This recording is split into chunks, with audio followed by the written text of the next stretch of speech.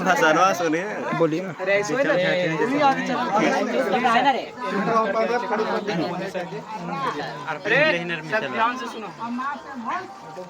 भीम जी का यह 133वां जयंती है। इनको शुभ अवसर पर आज मनाया गया है 14 अप्रैल को मनाया गया 2024 को। ठीक है, इनका जन्म हुआ था 14 अप्रैल 1891 को हुआ था। कहाँ हुआ था? तो मध्य प्रदेश के महू जिला में। इनके पिताजी का नाम था राम जी भोसले नाम था और माता का नाम भीमा बाई, समझे। और यह बहुत पिछड़े जाति से आते थे, मतलब कि छोट जाति, मतलब सबसे नीचा सब चीज़ का झेलते हुए आगे बहुत बढ़े, बहुत संघर्ष किए थे पढ़ाई पर। ये पहली बार ये जब एमए की डिग्री प्राप्त किए थे तो ये पढ़े थे अमेरिका के कोलंबिया विश्वविद्यालय से। यहाँ से डिग्री प्राप्त किए कौची के अर्थशास्त्र के। पहले उसको अर्थशास्त्र के बोला जाता था पॉलिटी, जिसमें जितना भी कानून के पढ़ाई होता है ना, जो होता है, ये 2 डेथी से प्राप्त किए थे डिग्री।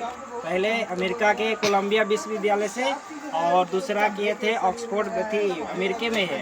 ये दोनों जगह से प्राप्त किए थे शिक्षा को। और उसके बाद ये चल गए थे इंग्लैंड में कोच LLB की पढ़ाई करने।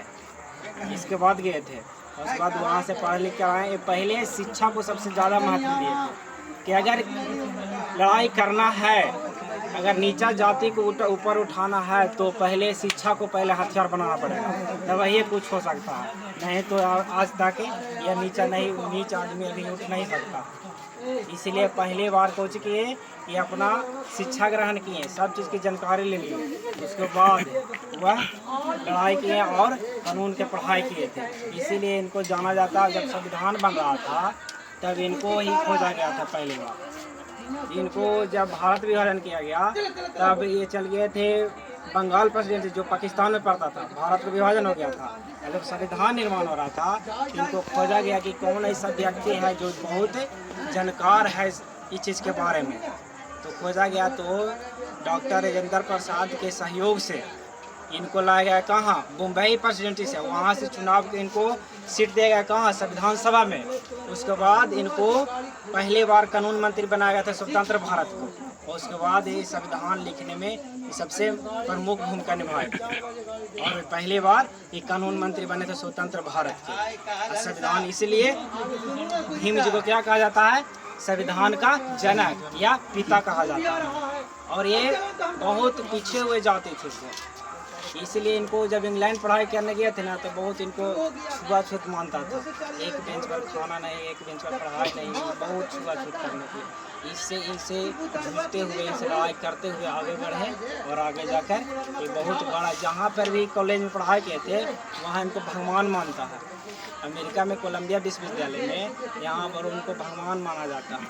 आज के दिन को बहुत वहाँ पर समारोह बड़ा खास के किया जाता है, बहुत बड़ा वहाँ के भगवान थे। वहाँ कहा गया कि हमारे स्कूल के स्टूडेंट भारत में जाकर संविधान रच दिया, उसी कानून पर भारत चल रहा। ये क्या के बात है, हमारे स्कूल हमारे कॉलेज के एक स्टूडेंट था जो भारत में जाकर बड़ा काम किया। कैसे? तो पहला बार ये लोग बनाए थे अपना शिक्षा को सबसे बड़ा हथियार। इसीलिए कहे थे कभी एक बात बोले थे इस पर कि जितना पढ़ाई के बारे में कि जितना ये शेरनी का ऐसा दूध है कि जितना पिएगा उतना दहाड़ेगा। इसलिए सबसे बड़ा हथियार, सबसे बड़ा दान, सबसे बड़ा चीज़ है तो कौन चीज़? पढ़ाई है, शिक्षा है। सबसे बड़ा चीज़ तो इस दुनिया में कौन सी? शिक्षा पहले ग्रहण करो, उसके बाद आगे करना। ये नहीं कहते कि ये करो पूजा पाठ, नहीं, पहले शिक्षा। ये भी नहीं कहे कि हमको में लीन हो जाओ, लेकिन पहले शिक्षा का कहे कि ग्रहण करो, उसके बाद आगे बढ़ो। पहले जानकारी ले लो कि क्या है ना है, तब बोले थे। और इनका मृत्यु हुआ था 6 दिसंबर 1956 को हुआ